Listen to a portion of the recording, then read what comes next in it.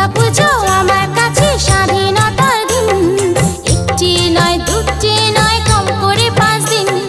দুর্গা পুজো আমার চোখে সব থেকে রঙিন। দুর্গা পুজো আমার চোখে সব থেকে রঙিন।